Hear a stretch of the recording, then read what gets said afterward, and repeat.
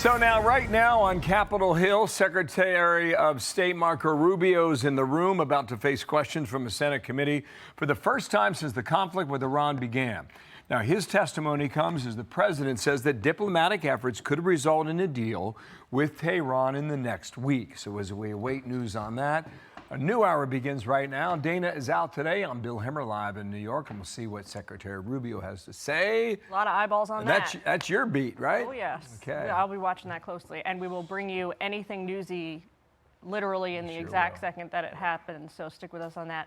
I'm Jillian Turner. It's great to be with you, Bill. You too, Jillian. Nearly 8 weeks now of these ongoing talks with the Iranian regime. President Trump now signaling he thinks that could change literally any day. Iran's regime, though, announcing negotiations are suspended. This as Israel and Hezbollah renew fighting in Lebanon. So now the U.S. Ambassador to NATO, Matt Whitaker, explaining why he thinks President Trump should hold the line and hold steady. He's focused on the final details to make sure that among the most important things that Iran doesn't ever have a nuclear weapon. But, you know, time and leverage are on the United States side, and I don't think that there should be any hurry right now to get the best deal in the interests of the United States and therefore the American people. Let's get to it. Dan Hoffman has analysis. Lucas Tomlinson reports from Capitol Hill as we await Secretary Rubio. Jeff Paul reports from Dubai, and that is where we begin in a new hour in Dubai with you, Jeff. Hello. Well, yeah, Bill, and countries here in the Gulf like the UAE are keeping a watchful eye out for any sort of developments between the U.S. and Iran on a potential deal. But complicating things right now, obviously, the recent attacks in Kuwait, but also these back and forth strikes between Israel and Hezbollah and Lebanon. Now, at the moment, Iran has yet to respond to the latest proposal that was sent to Tehran by the U.S. And given what's happening in Lebanon, negotiators in Iran don't appear to be in a huge hurry. In fact, Tehran has said if the strikes in Lebanon don't stop, there is a high probability of the current U.S.-Iran ceasefire ending. Now, Iran's foreign ministry spokesperson is accusing the U.S. of constantly changing its positions and demands, but he also says Israel is being a, quote, disruptive actor that's obstructing the process aimed at reducing tensions in the region. One of the clear reasons for the escalation of the crimes of the Zionist regime in Lebanon in recent days can be nothing other than the undermining of any possible prospect for diplomatic processes to lead to some form of improvement in the situation. And this responsibility again lies with the United States. We cannot view the United States and the Zionist regime as two separate and independent actors operating in isolation from one another. Now, officials in Qatar have also stepped up efforts reportedly to try to get this deal across the line between the U.S. and Iran. But the longer that things go on without any sort of deal, it only gets more dangerous here in the Gulf, in particular for countries like where we are here in the UAE, which normalized relations with Israel due to the Abraham Accord. So if Iran wants to try to reach out to Israel and Iran and the U.S., they certainly could redo those strikes that happened here in the UAE at the beginning of the war. Bill? Hey, Jeff, thanks. Jeff Paul in Dubai. Thank you for that. Jillian. All right, a moment ago, Secretary of State Marco Rubio arrived to that hearing room ahead of his testimony. He's going to be pressed hard about U.S. military engagement with Iran, with Venezuela, potentially even with Cuba. Lucas Tomlinson has all the details on what to expect this morning. He's on the Hill. Good to see you, Lucas.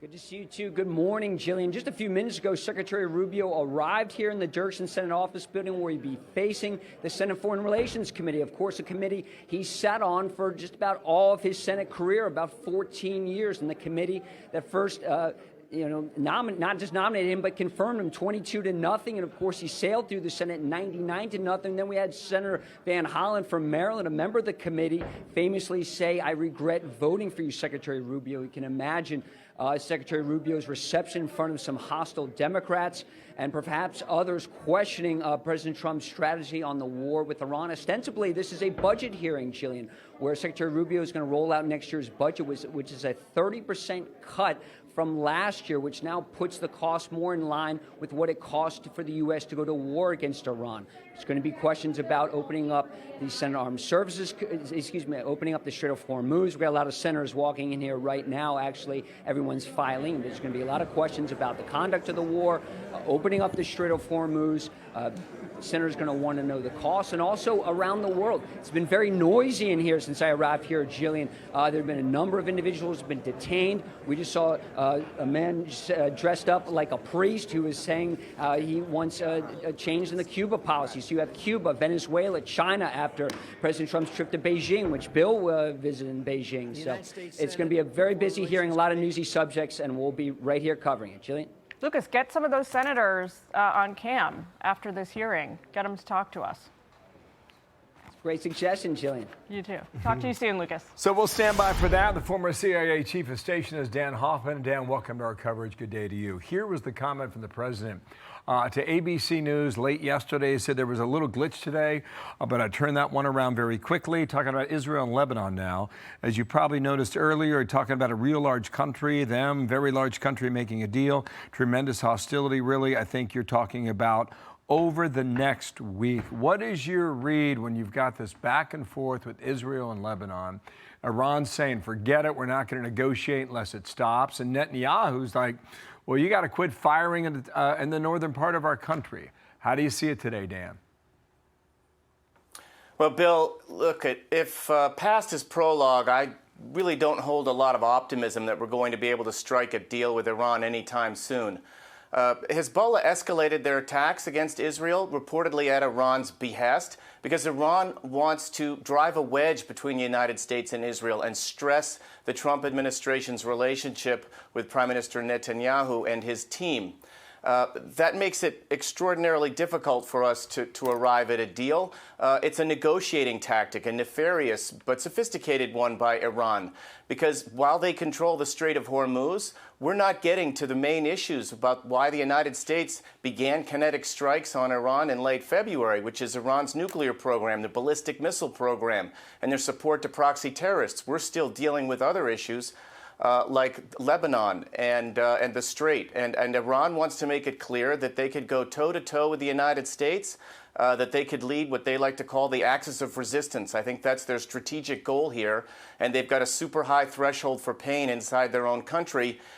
If it's scorched earth for their own country, so be it, as long as the regime remains in power. You know, Dan, part of your job when you were at the CIA was analyzing the personalities and mentality of others.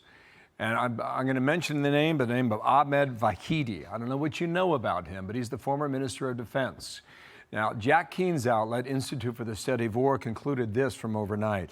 Vahidi and his inner circle also likely calculate that the status quo will help them advance several other objectives, such as solidifying Iranian control over the Strait of Hormuz and maintaining. Be sure to like and subscribe for all the Fox News latest on YouTube and catch full shows streaming now on Fox One.